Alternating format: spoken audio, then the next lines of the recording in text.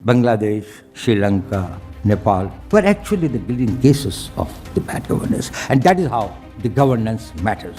বাংলাদেশের সরকার পাল্টেছে দুর্বল শাসন ব্যবস্থার জন্য, রাজনৈতিক কারণে নয়। যখন প্রশাসন দুর্বল হয়, যখন রাষ্ট্রের প্রতিষ্ঠানগুলো ভেঙে পড়ে, তখন সরকার নিজের পায়ে নিজেই ধাক্কা মেরে পড়ে যায়।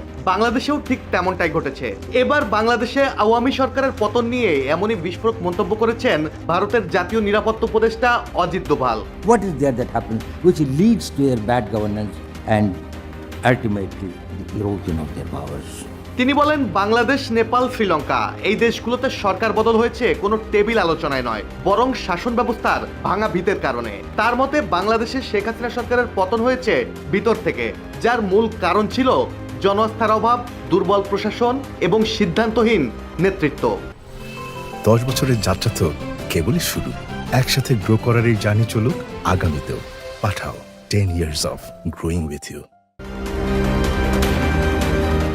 দোভালের মতে রাষ্ট্রের সবচেয়ে বড় শক্তি সেনাবাহিনী নয়, বিদেশি মিত্রও নয়। রাষ্ট্রের সবচেয়ে বড় শক্তি হলো কার্যকর শাসন ব্যবস্থা, যা মানুষের আশা ভরসার উপর দাঁড়িয়ে থাকে। তিনি বলেন, মানুষ এখন আগের চেয়ে বেশি সচেতন ও উচ্চাকাঙ্ক্ষী। তারা রাষ্ট্রের কাছ থেকে বেশি প্রত্যাশা রাখে এবং বেশি প্রশ্ন করে।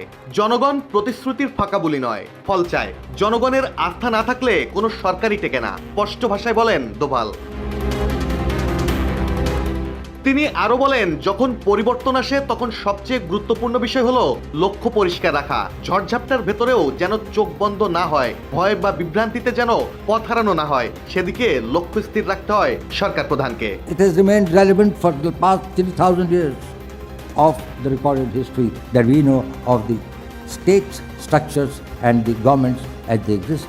এখানেই তিনি উদাহরণ দিয়ে প্রশংসা করেন ভারতের প্রধানমন্ত্রী নরেন্দ্র মোদী। বলেন, মোদী সরকার প্রশাসনকে বদলেছে, প্রতিষ্ঠানগুলোকে শক্ত করেছে, তাই ভারত এখন নতুন কক্ষপথে। শনিবার এক প্রতিবেদনে এ তথ্য জানিয়েছে ভারতীয় সংবাদ মাধ্যম এনডিটিভি। এর আগে শুক্রবার রাষ্ট্রীয় ঐক্য দিবস উপলক্ষে দেওয়া বক্তব্যে অজিত দোভাল বাংলাদেশ প্রসঙ্গ টেনে এসব কথা বলেন।